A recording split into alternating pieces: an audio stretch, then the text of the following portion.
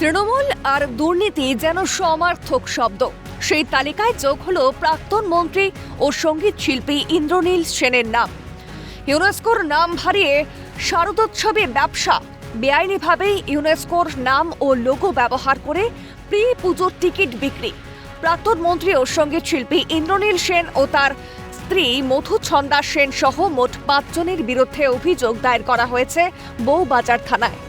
অভিযোগকারীদের মধ্যে রয়েছেন মেঘদূত ফাউন্ডেশনের কর্ণধার জয়দীপ মুখোপাধ্যায় এবং স্বপ্না মুখোপাধ্যায়।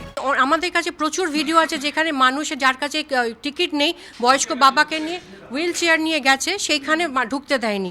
এবং ওখানে এরকম লেখা আছে যে আপনার ওই কিউআর স্ক্যান ছাড়া কোনো লোকের এন্ট্রি এখানে নেই। শুনুন, রাজবাড়ি থেকে রাজপথে পুজো এসেছিল, দুর্গাপুজো সার্বজনীন হয়েছিল, 12 ইয়ারই হয়েছিল।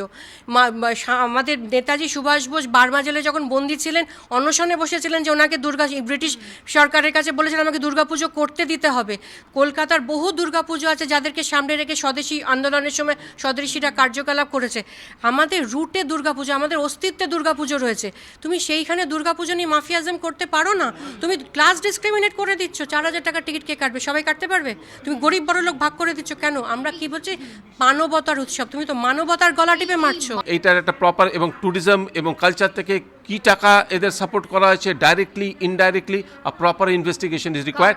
এবং সবথেকে বড় কথা ইউনেস্কো বিগত 5 বছরে এমনি 17টা দেশ থেকে এই ওদের নাম এবং লোগো ইউজ করার জন্য ওরা ডিলিট করে দিয়েছে, রিভোক করে দিয়েছে। সুতরাং এটা দেশের সম্মান জড়িয়ে আছে, আমাদের কলকাতার দুর্গাপুজোর সম্মান জড়িয়ে আছে এবং ওয়েস্ট বেঙ্গলে, because the entire economy of Bengal revolves around Durga Puja. অভিযোগ 24টি নির্বাচিত পুজো মণ্ডপের প্রিভিউ শো এর নাম করে প্রায় 4,000 টাকা করে বিক্রি হয়েছে এন্ট্রি ফ্রি। মাস আর্ট নামের একটি সংস্থার নাম করে কোটি কোটি টাকা প্রতারণার অভিযোগ উঠল এদের বিরুদ্ধে। সিএনকে দেওয়া একান্ত সাক্ষাৎকারে ক্ষোভ উগরে দিয়েছেন স্বপ্না মুখোপাধ্যায়। তার কথায়, রাজবাড়ি থেকে রাজপথে নামিয়ে এনে সর্বজনীন করা হয়েছিল যে দুর্গোৎসবকে, সেখানে ধনী দরিদ্রের এই বিভেদ কেন? আমাদের অভিযোগ হচ্ছে ওনারা ইউনেস্কোর নাম নিয়ে ইন পার্টনারশিপ উইথ ইউনেস্কো 2022, 23, 24 ওরা প্রিভিউ শো শুরু করে এবং সেখানে দুর্গাপুজোতে টিকিট সিস্টেম করে দেয়।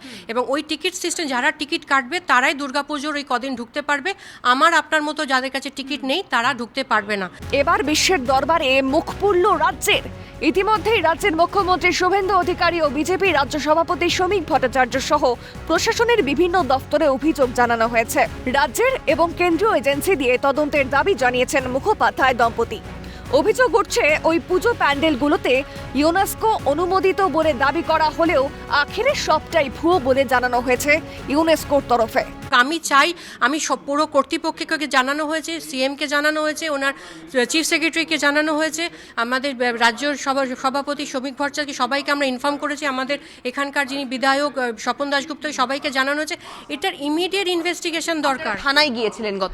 হ্যাঁ, ইনভেস্টিগেশন দরকার। আমরা বলছি যাতে রাজ্য সরকার এবং সেন্ট্রাল এজেন্সি দিয়ে এটা ইনভেস্টিগেশন হয়, কারণ এখানে প্রচুর টাকার লেনদেনের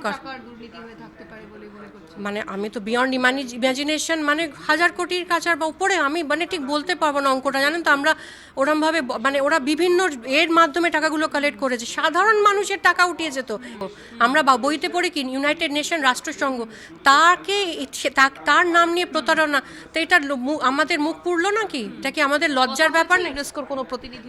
হ্যাঁ, ওই রুবেন, যে উনি তো লিখিত দিয়েছেন যে আমাদের সঙ্গে কোনো ফিনান্সিয়াল কোনো এগ্রিমেন্ট আমরা, উনি হচ্ছেন কালচারাল হেড ইউনেস্কো, দিল্লিতে বসেন, উনি লিখিত আছে, আপনার কাছে দেখুন, ছবি পাঠিয়ে দিচ্ছি, যে আপনার যে আমাদের সঙ্গে কোনো সংস্থার কোনো এরকম 2022, 23, 24-এ কোনো আমাদের কোনো এগ্রিমেন্ট হয়নি এবং কোনো ফিনান্সিয়াল ট্রানজাকশানে আমরা যুক্ত নই এবং এই 24টা দুর্গাপুজো সিলেকশনে আমাদের কোনো হাত নেই।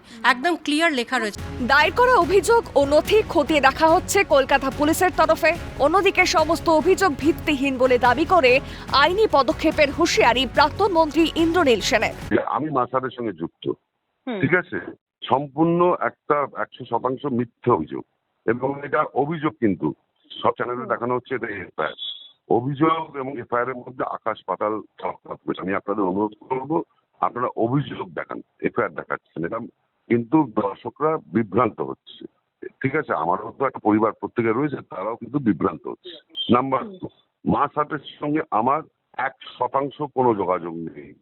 মার সাথে সঙ্গে যোগাযোগ আমার স্ত্রীর রয়েছে বলেনি, এবং আমি নোটিশে কপি পেলে যা যা দিয়েছে মানে বলেছে তার ওটা পড়ে নেসেসারি অ্যাকশন যা যা নেওয়ার আমার এন্ড থেকে নেবো আমি। এবং খুব তাৎপর্যপূর্ণভাবে ইউনেস্কোর তরফ থেকেও লিখিতভাবে জানানো হয়েছে যে এই ধরনের কোনো ফিনান্সিয়াল ট্রানজাকশনের তাদের মধ্যে কোনো রকম বোঝাপড়া হয়নি, কোনো রকম টাকা পয়সার লেনদেন হয়নি, এবং ইউনেস্কো স্বীকৃত এই সমস্ত যে দুর্গাপুজোগুলোকে লিস্ট করা হয়েছিল যাদের প্রিভিউ বুকিংয়ের জন্য হাজার হাজার টাকা নেওয়া হয়েছে এক একজনের কাছ থেকে, এই ধরনের কোনো রকম টার্মস অ্যান্ড কন্ডিশন ছিল না এই মাসার্ট নামক সংস্থার সঙ্গে। ফলে ইতিমধ্যেই লিখিত অভিযোগ দায়ের হয়েছে ইন্দ্রনীল সেন এবং তার স্ত্রী মধুছন্দা সেন সহ আরও একাধিক ব্যক্তির বিরুদ্ধে। তার মধ্যে শহরের বেশ কিছু নামী কলকাতার পুজোর যারা কর্মকর্তা তারাও রয়েছেন।